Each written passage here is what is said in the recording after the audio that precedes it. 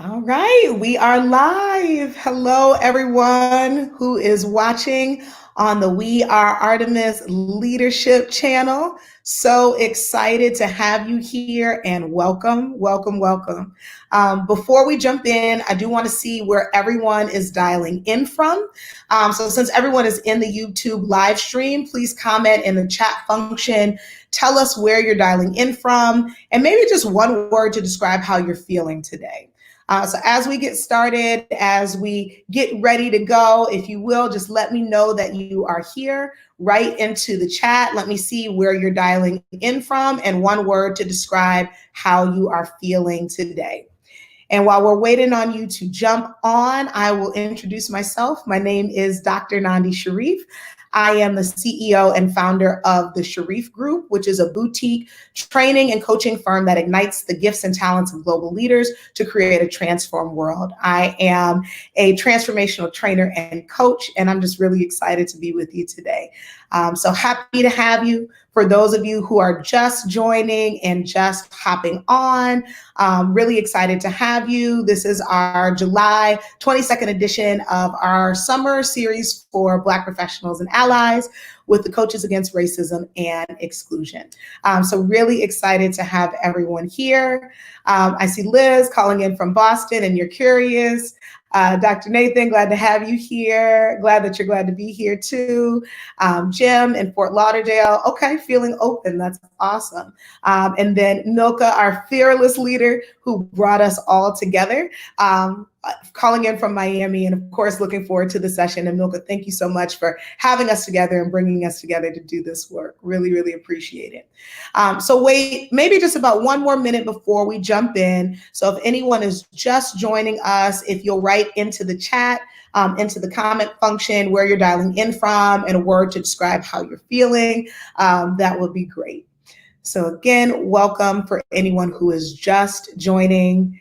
If you are here on accident or on purpose, you're here on purpose. And this is our Coaches Against Racism and Exclusion, Your Voice Matters Summer Speaker Series for Black professionals and allies. Excited to have you on. Welcome, Lysandra. Okay, Philadelphia and feeling focused. That's amazing. Okay, all right.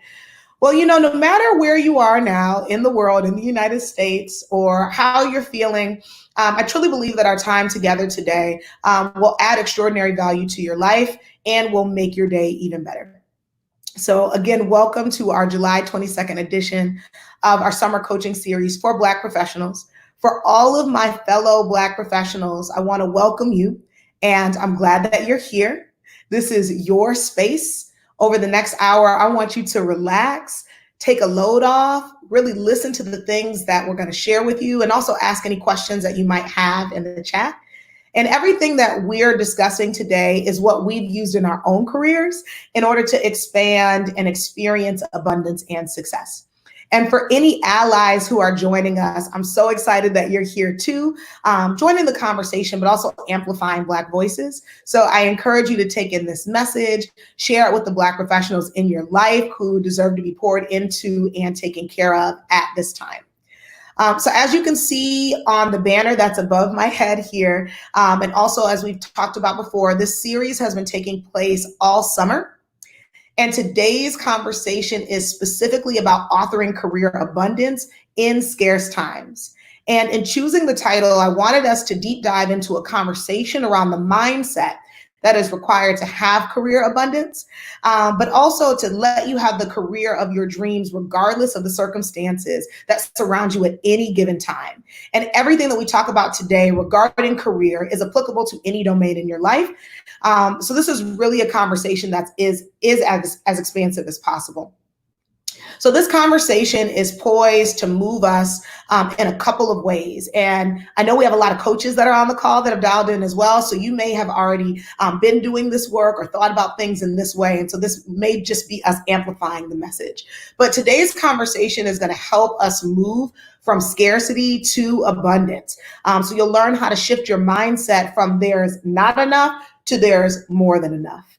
And also, it's going to help us move from taking to giving, where you're no longer worried about what promotion or raise or opportunity that you receive. And instead, you're focused on what you can contribute at all times in any space that you're employed.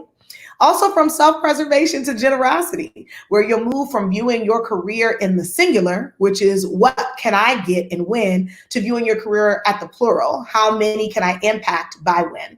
And then finally, from reacting to generating, where you'll realize that no matter what's happened in your career, that it never, ever happened to you, but instead, all things that happen for you and for your good, regardless of how you may have perceived it at the time that it was happening. So who's ready to have that type of conversation? If so, go ahead and type yes into the chat if you are.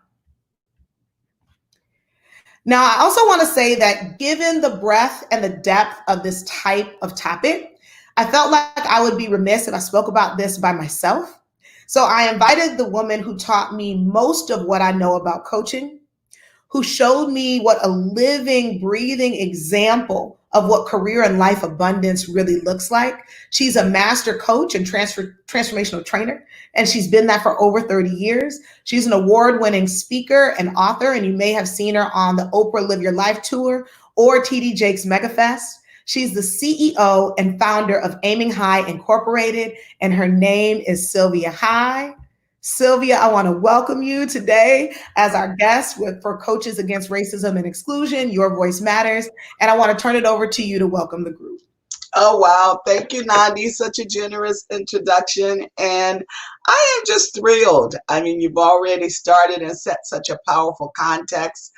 I love being in these conversations of transformation. I won't say much more about that until we get in it, but it has been one of the top game changers in the very quality of my life and the things that I've been able to create. The purest form of transformation. It's become a bit of a buzz, so we want to get rid of that and really get to the core of it today and what it really means. And so I'm so grateful for the invitation.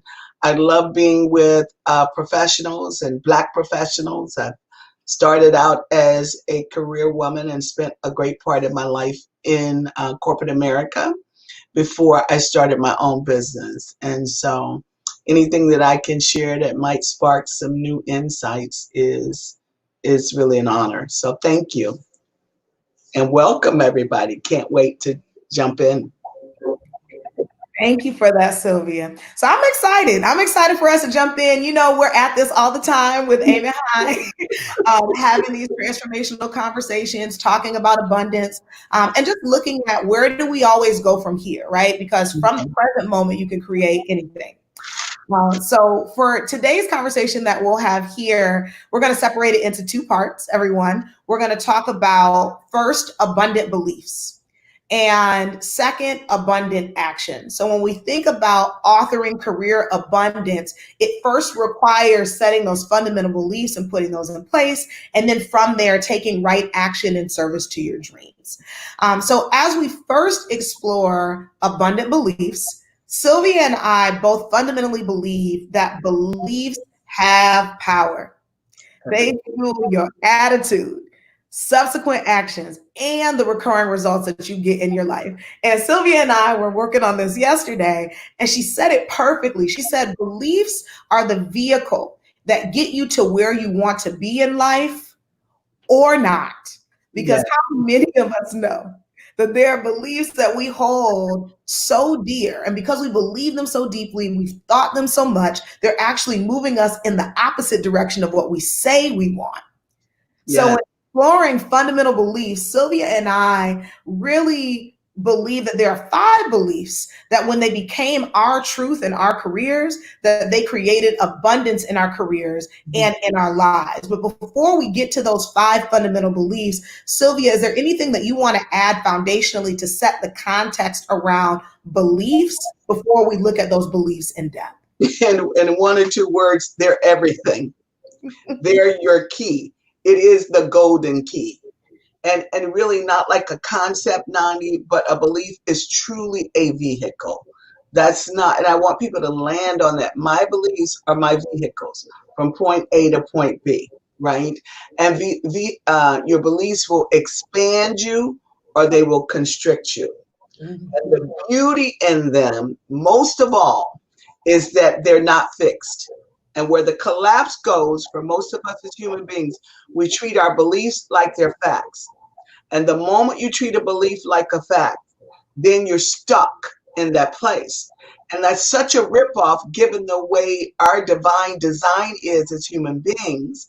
Is this just like you do new programming for any technical equipment? You can program this. This is where all your beliefs live.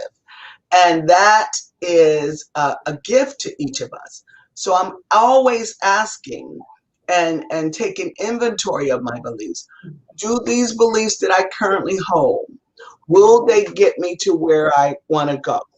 Are they empowering me? Are they expanding me? Or will these beliefs constrict me?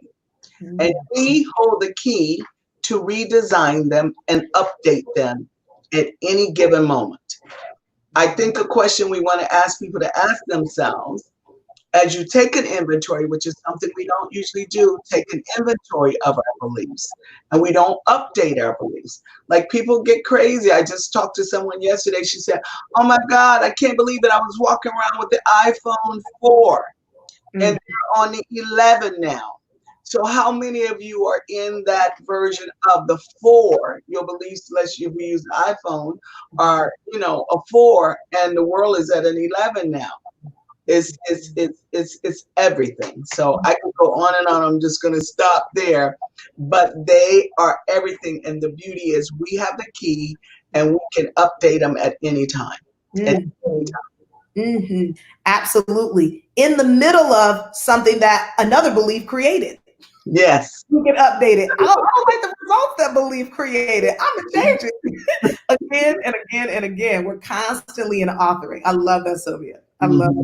Yes, that. absolutely. So, belief number one, Sylvia, that we talked about was that abundance begins with transformation. Hmm. Abundance begins with transformation. And we talked about abundance being, or transformation rather, being an inner engineering, Absolutely. that it's an inside out job. Absolutely. And when you have it be an inside out job, it's what allows you to go from where you currently are to where you want to be with nothing else changing Hmm. but your perspective. Hmm. And so with transformation, your whole life can and will change with all the circumstances in your life remaining the same. Yeah, And, absolutely. and in the context of career, Sylvia, I think this is really amazing because this means technically you could have the same job that you've been complaining about or unhappy in or ready to leap from and have a completely different perspective. And it's because you just made a different decision. That's it. You made a choice to view your career in an empowering way because you wanted to experience abundance. And so you decided to accept and have what you have. Yeah. And I think about when this was a game changer for me. So I was talking about Milka earlier. Back when Milka and I worked together as consultants, I used to have to wake up. And at the time I lived in Brooklyn, so I had to go to JFK Airport at about 5:30 a.m. on Monday mornings in order to make it to my client in LA by early afternoon. And at first, Sylvia, you know I love my sleep when I can't get it. So it was such an inconvenience. And I'm like, why is this happening? Why Mhm. is it that I have to get up so early, do this in this way? And the moment I decided instead of an inconvenience, it was an adventure, none of the circumstances changed. I still got up at 5:30 or went to JFK at 5:30 on Mondays, but my experience of going there changed and I started to have an adventure every single week. Yeah. So I'm curious for you, Sylvia, how does transformation fuel abundance for you? It's exactly what you said. So you said inner engineering, and that is it. So I, for the last 17 years, have been doing transformational trainings, and one of the things I open with is that transformation by far is one of the most powerful things that exist on the planet. How is that? And pretty much what you just said, your entire life, from your career to your relationship with your significant other to your relationship with money, everything can actually be transformed through transformation, if you will. Why is that? When we alter our relationship with a person, place, circumstance, or thing, our actual experience of that thing. And that's what happened. You altered your relationship with getting up early. So your experience of getting up early changed. And when our experience of a thing changed, our life changed. That's it. And I know when we say it, it sounds so light and it can sound, but it's powerful. And the good news is that we have the power to do that. One of the things I always say, Nandi, is that we're exactly one conversation away from transformation. We're one choice away from transformation. We're one belief away from transformation. And we're one action away from transformation, right? And that we're always transforming to something or from something. So, oh my God, I got to get up at 4:30, 5:30. You were transforming to misery. Then, oh my gosh, this is an adventure and a privilege. You were transforming to joy. That's what we mean when we say no facts have changed, but your relationship to the facts change. By the way, I want to say this is the pretend. This is woo-woo. This is actually using the power of choice to choose who you're going to be, what you're going to believe, how you're going to relate, and what actions you will take. And that ultimately gives you the desired experience. I love it. It's the greatest empowerment tool on the planet. Transformation. That's right. That's right. So Sylvia, we've had a couple of folks say so powerful. Milka said iPhone 4 still work. And then the other Milka said, Sylvia, yes, I just last month gauged my beliefs, aka my values, in terms of how aligned I am in walking my talk. Am I living as I believe? And then Liz said, change your mind, change your experience. Great example of how you did this. Can I just ask one question though, Nandi? Given that we have the power, right? I would ask us to ask ourselves, what's between us and choosing? There's a key word here that's missing. It's a very word that oftentimes sounds benign, but it is potent. Willing. You must first be willing. That's good. What would you need to be willing to let go of to alter your conversations in order to step into this power? That's so good. That's so you need to be willing to embrace in order to own this power. And I'm thinking about Michelle Obama on this one. Transformation is a journey and not a destination. Just like becoming. And I think we missed the mark because too many of us are focused on the end product and not the journey and all of the becoming inside. That's where all living happens. Living happens in the becoming, not at the arrival. And if you miss the becoming, the transforming, then ultimately you're missing life. And if you're not authoring and choosing that transformational component, then life will happen to you. It will never happen to your life. Yeah, that's good. That's so good. Sylvia, and I think about what you're saying, and one of the key ways that we ensure we're always happening with life and that we're happening to life is to constantly audit how we're listening to life. Ooh, say it.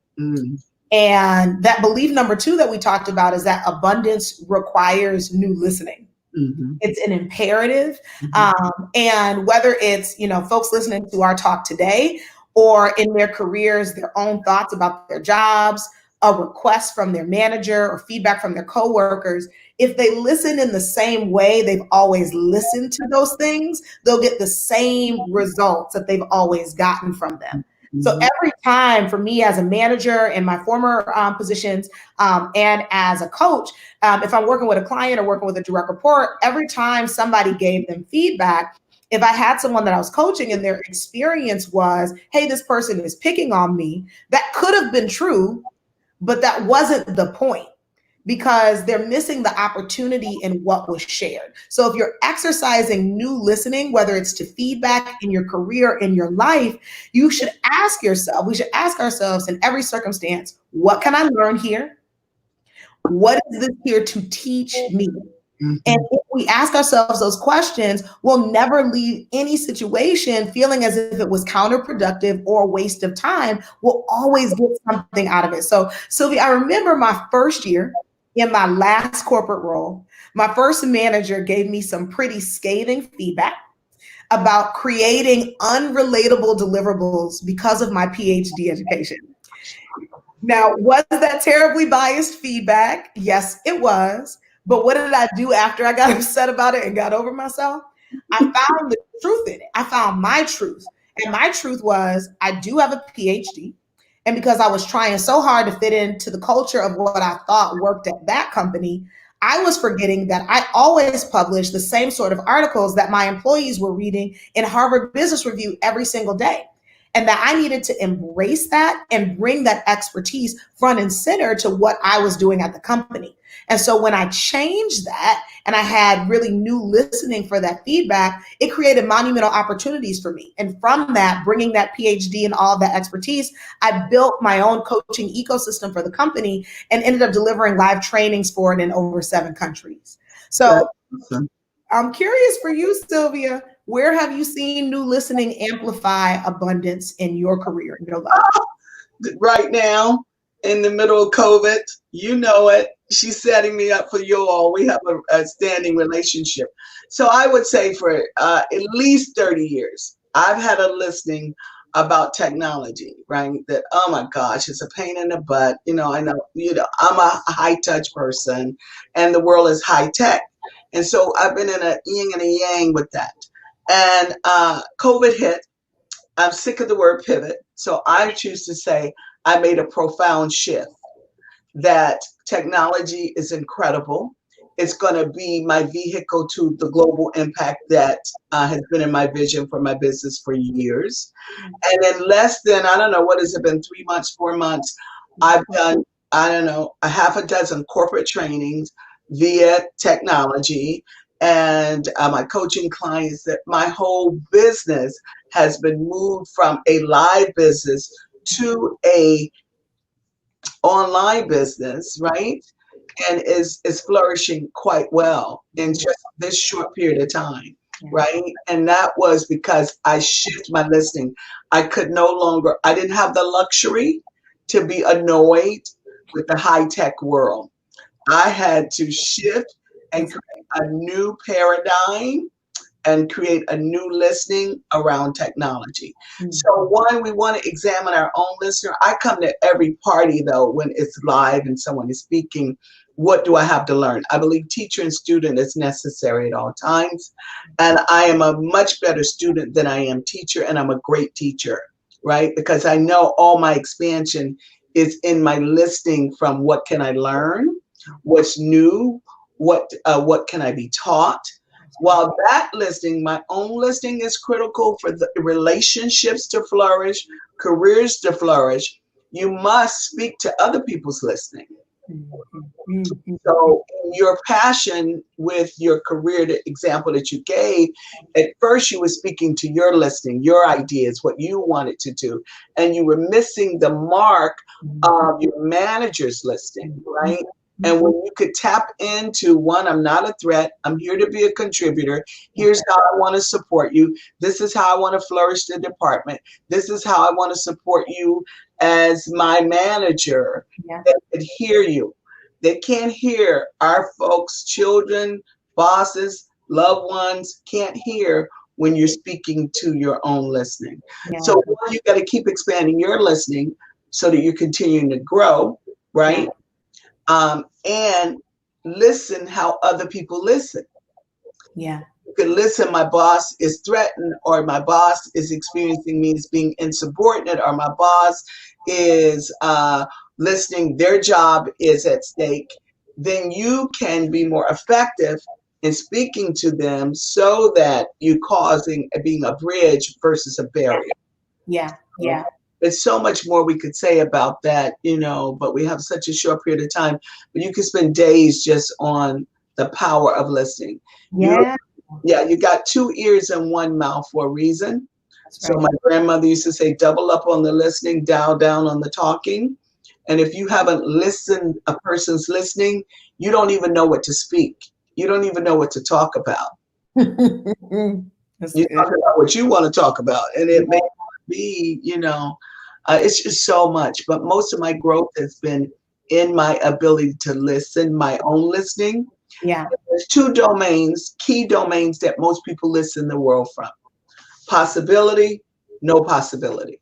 Mhm, And mhm. if we as can start to listen our own listening, I can catch myself in a nano of a second. Ooh, Yeah. I'm listening, no possibility right now. How Yeah. would that sound? Ooh, I don't have enough time. I can't make my deadline. I don't have enough support. Okay, I'm listening, no possibility. Yeah. That's When good. I listen from a place of possibility, it creates abundance, it creates peace, Yeah. it opens doors, it Yeah. creates bridges and relationships. It's a powerful tool. Yeah. Yeah. That's good. And Sylvia, I think what's so powerful is sometimes we don't know when we're listening from possibility or no possibility.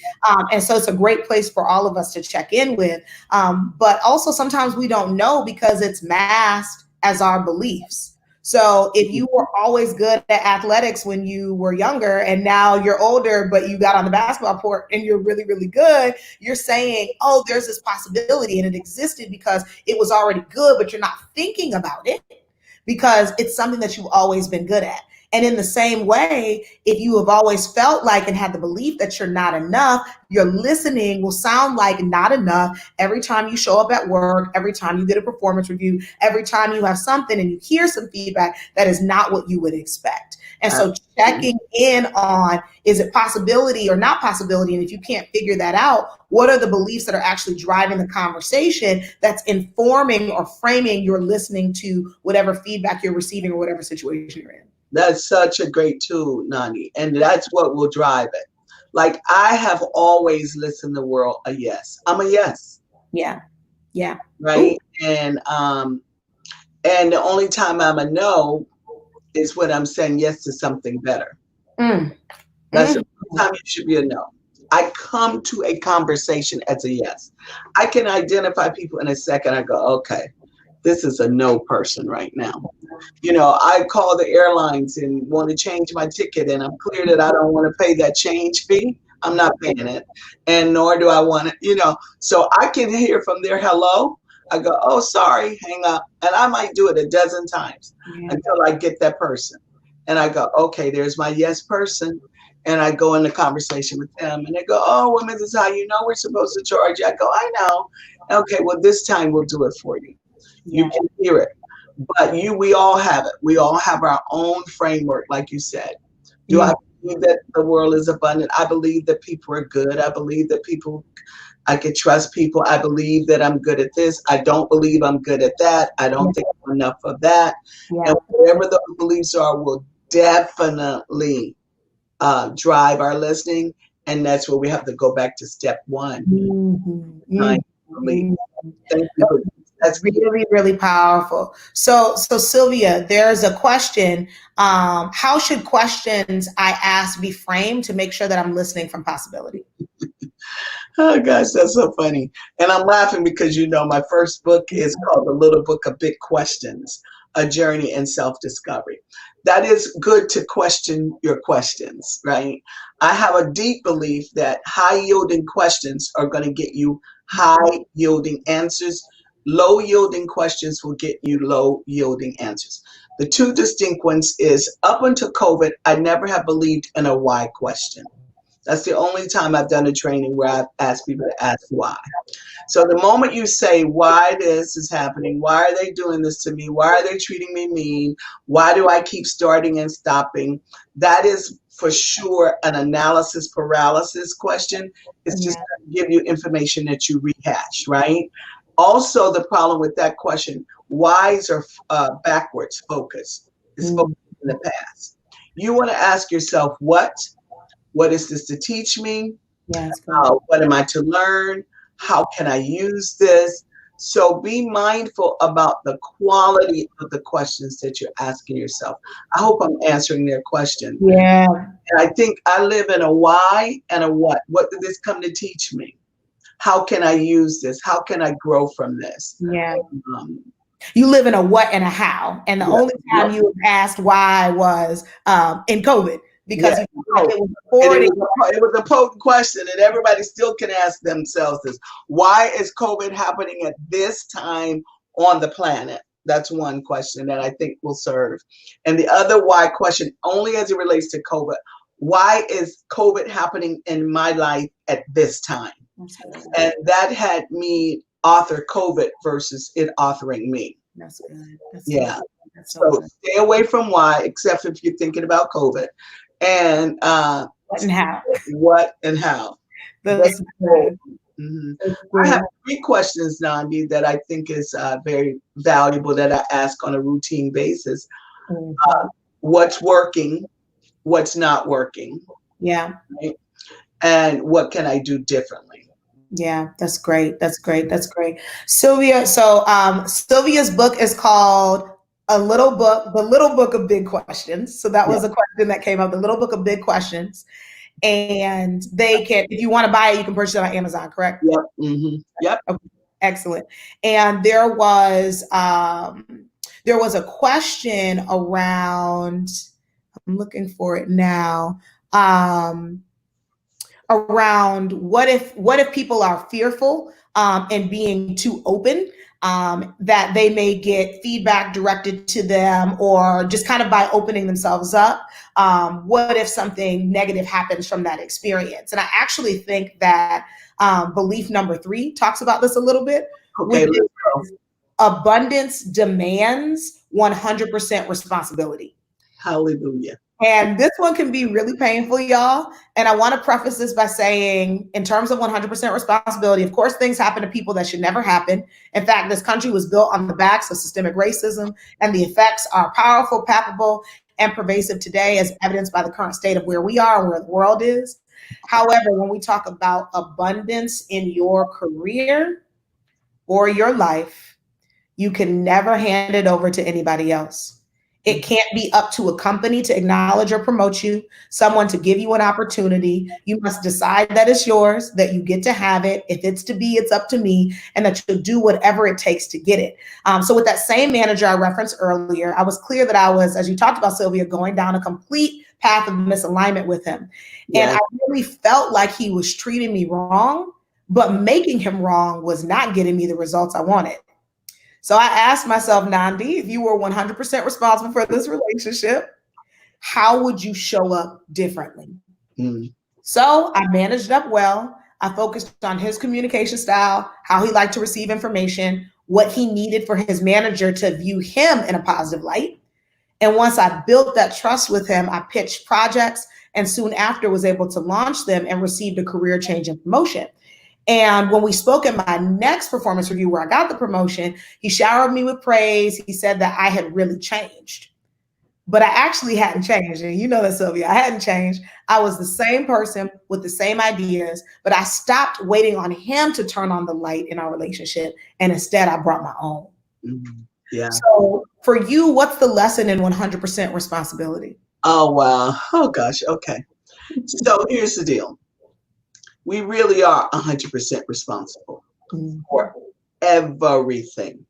And when I was first taught this distinction, I was combative with the trainer because I was like, well, I'm not responsible, one, for racism, but we're going to use that. Two, how about when the traffic jam stops and you're late for work? I just felt like it was just too far off the edge. So there's things that we cannot control. That let's get clear. So that's what I think people.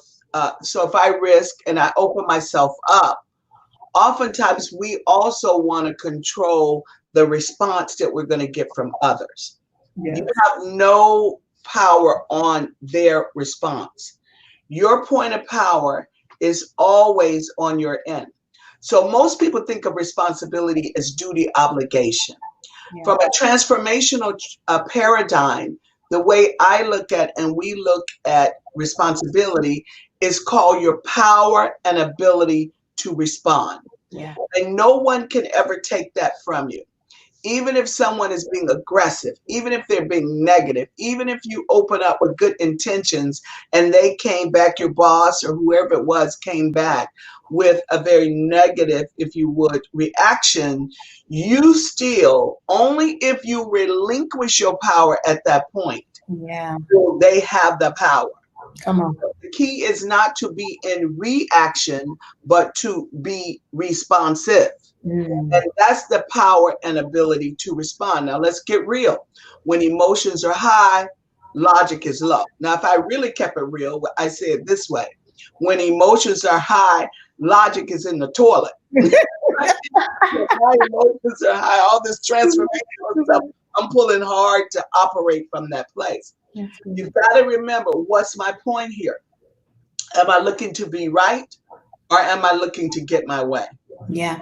Am I looking to get them told, or am I looking to have my outcome be what I want it to be? Yeah. Your vision should always be senior to other people's responses.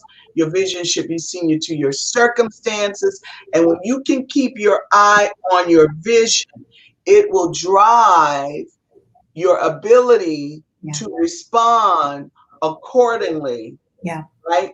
Versus when our emotions take over, Yeah. then we start responding in reactively, and it may or may not. So that boss may act like a jerk, right? So you showed up, you were honest, and you got a negative. You didn't get what you should have gotten from that very good intention.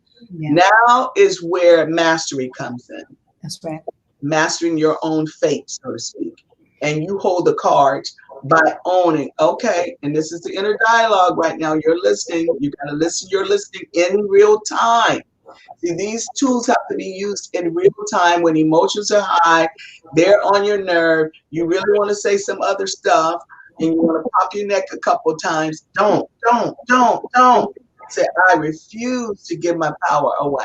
Refuse. And if you can't handle it right in the moment, say, you know what? Can we table this and come back an hour or the next day?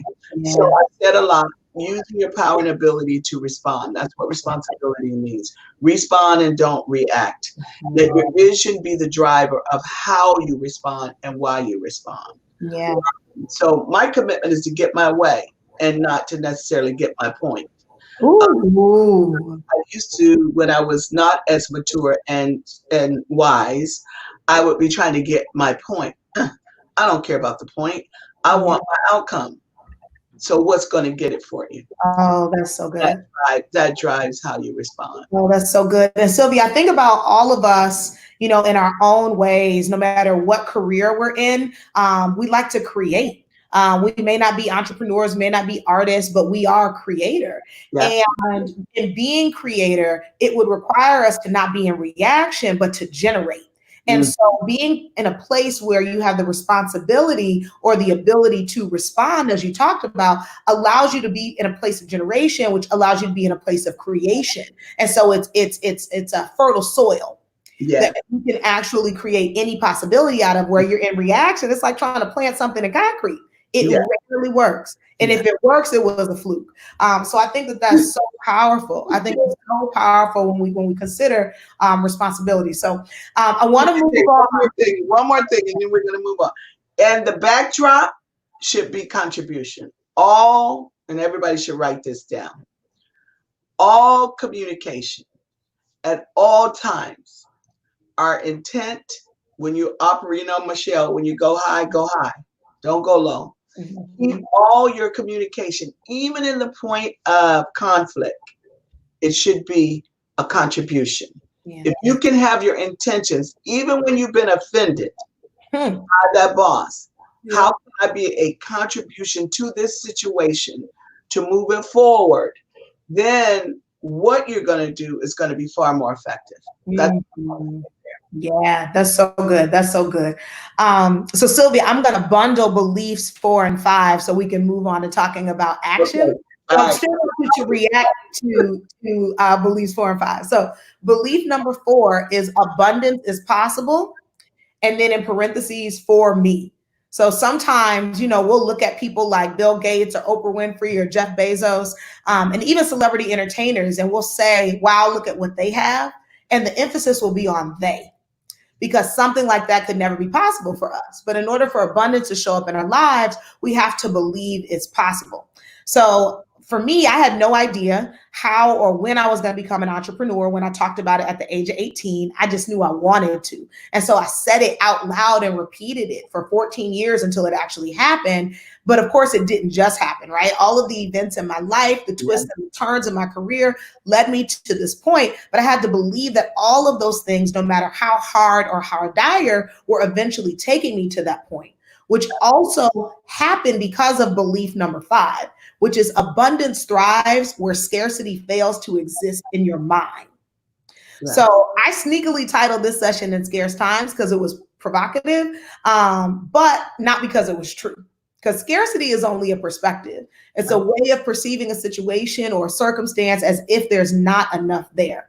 So when we believe there's scarcity, so, we seem to think that there's never the right job or the right opportunity. We can't get the promotion because they are promoting people, can't get funding as an entrepreneur because no one is getting it. But it's not true, right? Opportunities are everywhere. Someone got promoted, even if it wasn't you. And funding is abounding if you have the right mindset, ask the right questions, but mainly, and here's the thing about this, if you aren't attached to how it looks. Okay. So we experience that scarcity when our careers and our lives have to look one way.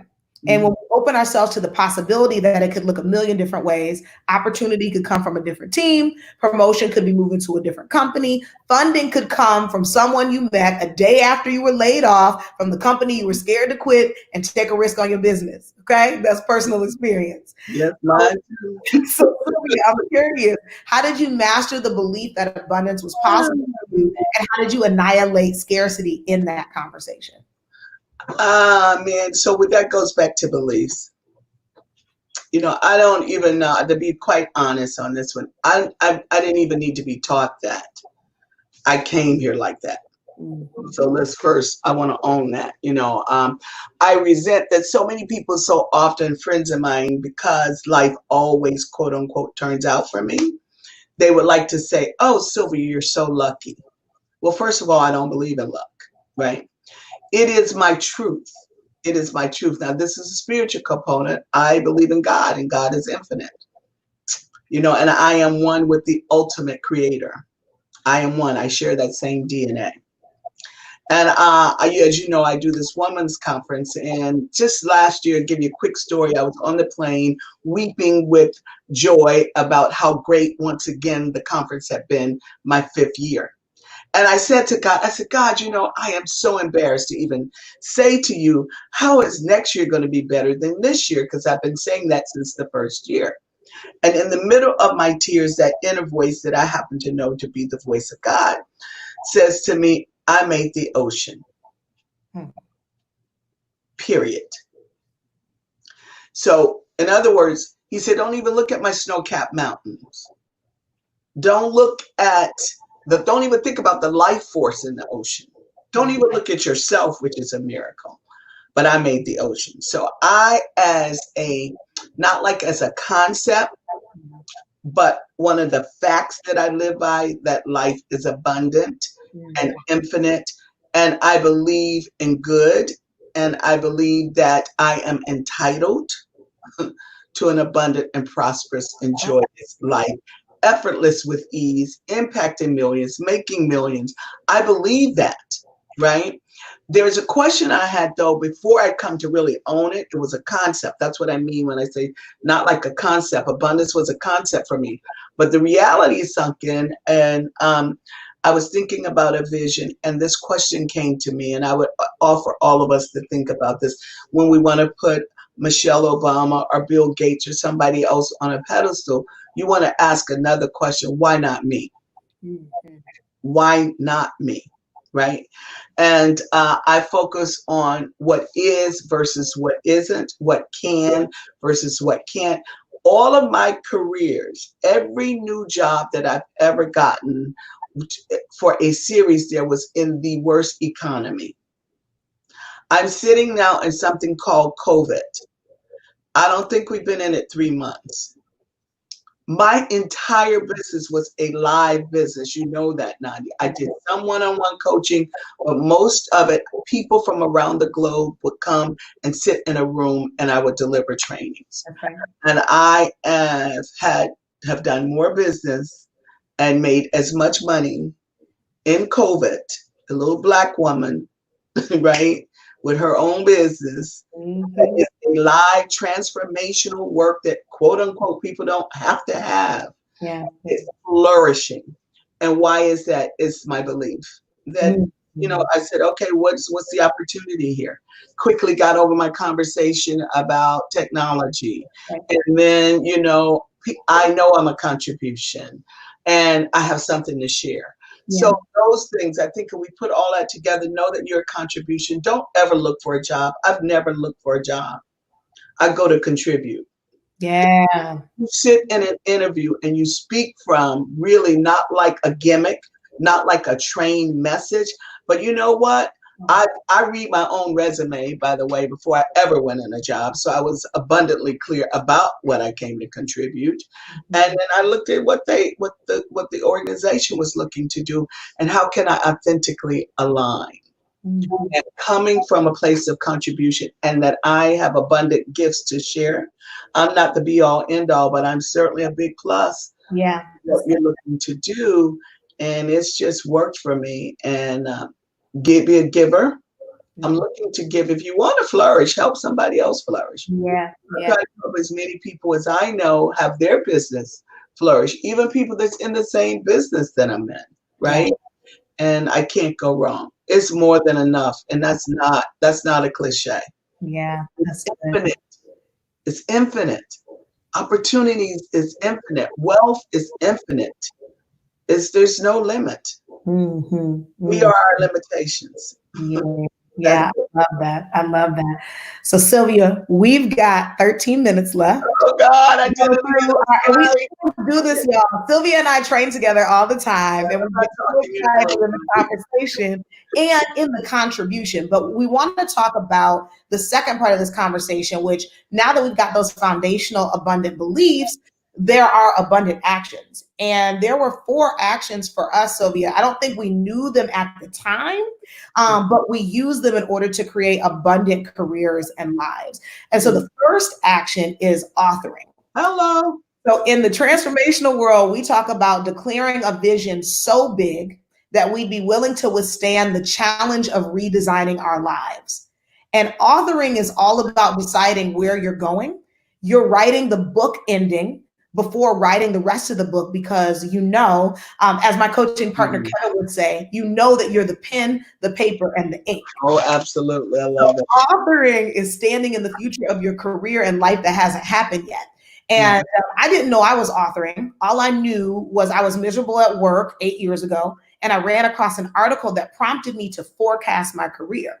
And the game changer was that the article told me to view myself as whatever my dream career was, supplementing my income with whatever my current career was. So from then on, I went from being Nandi, the learning and development manager, to Dr. Nandi, because I wasn't a doctor yet, the New York Times bestseller, international speaker and coach, and millionaire philanthropist who supplements her income as a learning and development manager.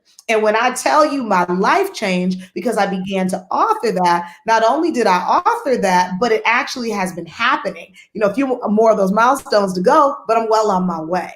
And so what do you want people to know about authoring, Sylvia? Ooh, it's everything, right? And so let me give you the gift that we're giving you all, right? We were authoring unconsciously or organically. Yeah. When we got a hold on what actually we were doing and to do that as an intention or to be intentional about authoring, look out world. You become the force, the exponential growth, the ability to drive yourself in a distinct direction. It becomes your clear North Star, so to speak. So because I now have mastered, if you will, authoring, when COVID hit, it's not accidental that I'm thriving right now in this situation. I got with another friend, coach of ours, Sharia Jackson, and I walk together every day. I said, girl, I had landed, I got caught in COVID when the NBA shut down, had to figure out how to get back to the Bay Area and stay sane and know that I was healthy. And I chose it. I'm flying those 6 hours. I will not have it. La, la, la, la. So here I am, safe. Thank you, God, and all of that. Yeah. But I authored Nandi intentionally. Okay, I said, Sharia, let's author right now who we're going to be doing COVID, how our businesses are going to be doing COVID, and how we're going to come out of COVID. So we've already authored that. But from a little child, I've been doing that. You know, I authored with you all. I've said as a business person, I would impact millions, making millions effortless with ease. So I haven't worked a day in my life, and I work all the time. Yeah. Because, you know, for me, if it's not fun, I don't want nothing to do with it. There you go. Right? And so I am not the one that struggled. No, thank you for struggle. No, thank you for hard. And I do work, right? Yeah. But I've authored joy. I authored beauty. You know, I've authored these things. But it is everything. So it starts with thinking and speaking. Yeah. I will never speak contrary, even when the facts and the evidence are contrary. Yeah. Everybody's jumped on the bandwagon that this is scarce. It's tough times, don't get me wrong. But I'm not lucky. It's that, you know what? I know for every situation where people have lost money, there's people that are becoming multimillionaires, Right. right? And because I'm on that side of it, that's what I'm committed to authoring. It's your key to it. And you'll have to re-author sometimes. Yeah. Because you run up against bumps or disappointments, or it didn't turn out in your Oh, time. I'm getting ready to talk about that. Remember, that's action number 3. Did I Pair them together because I want to make sure that everybody. Did I answer your question? Yes, it did. It Good. did. All right, So great. action number 2 is creating. So I'm going to go through that quickly, and then I want to jump over to narrating and then kick it back to you so you can really hone in on that point. Okay. But action number 2 with creating, both you and I are spiritual people.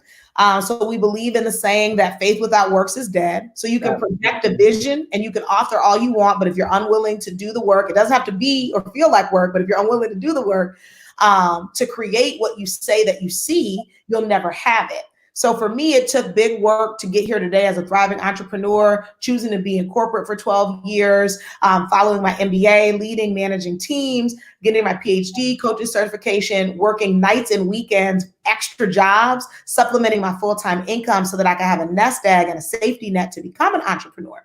And at the same time, Sylvia, while I was creating, action number 3 was narrating.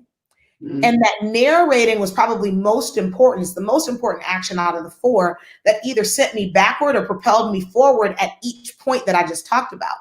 And the narrating is different than the authoring because authoring is writing the ending before you write the book, but narrating is the story you're telling within each chapter that leads you to the book ending. So if you narrate poorly, regardless of how good the book ending is, everything up until the epilogue is terrible and the reader never makes it to the end. And the reader, of course, is us. So if you've ever wanted something so bad, but you can't get it, you make a mistake and all of a sudden you tell yourself you're a failure, you haven't probably accomplished it yet because the story you're telling yourself doesn't match up with the outcome that you authored. So when I told myself I wasn't ready to be an entrepreneur, I saw all of the evidence that I wasn't ready. But when I told myself now was the time, I had more contracts than I knew what to do with. And as you said, that's not a coincidence. I am not lucky. I said it and it was so.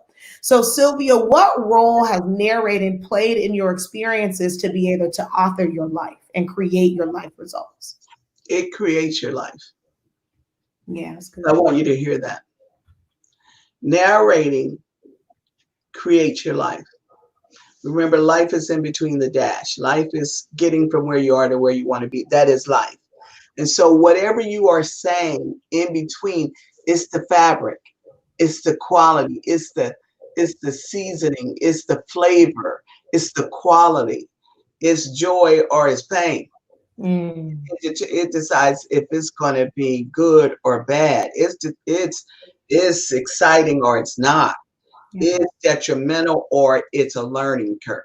Narrating is creating your actual life.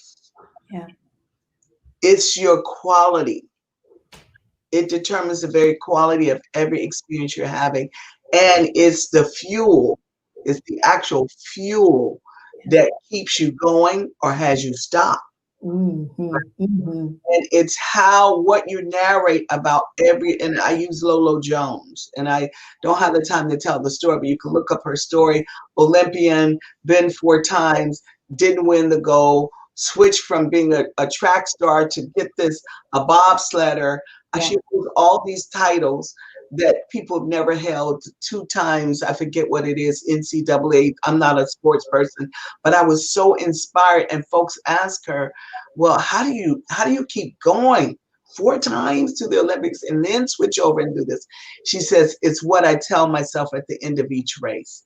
That's good. What I narrate at the end of each race will determine how I start the next one. Mm. What you narrate at a job. Let me just tell you this. You know this.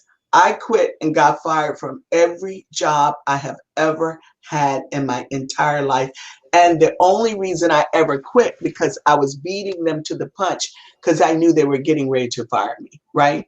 And what I would narrate at the end of each one of those quitting or getting fired is that, okay, I'm getting ready to get a better job with a better company car and a better opportunity. And I'll use this time where I'm not working to relax, go on vacation. And so that kept happening over and over and over and over again. And people thought I was insane, but I would narrate the quitting. I narrated getting fired. Oh, they lost out. They missed the mark. Whoa, their loss, not mine. Some of it was not really grounded in true, but it created an experience that kept me going. It kept me inspired. Now, I did have to step back after 6 years of getting fired and quitting jobs and say, I am the common denominator in this, in this. Your mama told you to do that. She jolted me to that. I didn't come up with that on my own. But that actually started me with a new narration. That's good. Like, what am I here to do? That's good. Because I kept re-narrating myself to a better job, better job. That was great. But now it was a transition point in my life, and I had to narrate something different. And I narrated myself into being an entrepreneur. It's everything. I'm going to stop there. It's everything. So Sylvia, the last action that we talked about that we felt was really crucial in order for us to author career abundance was celebrating. Oh, so our ability to celebrate our outcomes regardless of the outcome. And when we achieve exactly what we want, we deserve to feel the gravity of that accomplishment, of course, but to also ask ourselves, what worked? Who was I being and what did I do to give me the results that I wanted? And we all need to know this so that we can replicate what we did well in the future. And when we don't achieve exactly what we wanted, we want to embrace what Abraham Hicks would say, the contrasting experience. It's giving us good, rich data about what didn't work, who I was being, what I was doing that gave me unwanted results. And I need to know this so I can figure out what to do differently in the future. Mm-hmm. But either way, these are powerful learnings that were created just for those of us who are going through those experiences because we're the only ones experiencing the circumstance at the time. So for me, I celebrate every promotion I've ever had, every opportunity I've been given because I learned how talented and appreciated and valuable I was to my employer. But I also celebrated every time I was fired or laid off from a job or given a less than stellar performance review because I learned how courageous, strong, and open to feedback I was as I became a more evolved version of myself. And the bonus action, number 5, is you have to repeat all these 4 steps for the rest of your life. Anything you want to add on celebration? Yeah, well, I think the 3 questions, they're my life questions. What worked or what's working? What didn't work? What's not working? What will I do differently? Those are what we call committed action questions. They're going to reveal yourself to yourself, and it requests something of you. What worked? What's working? If you're doing present time. What didn't work? What's not working? What can I do differently? If you learn to do that, then it'll be a balancing act. You're celebrating what worked and you're looking in a very objective way of what's not working, and what will I do differently will propel you forward because it asks new actions of you. It asks you to get in action. So that's really what I would say. I think you get to do both by asking those three questions Yeah. on a consistent basis. Well, Sylvia, as always, we have a ball when we're together. We're big energy all the time. And thank Yeah. you for accepting the invitation, supporting us as coaches against racism and exclusion, and supporting Black professionals and allies, and knowing that our voices matter.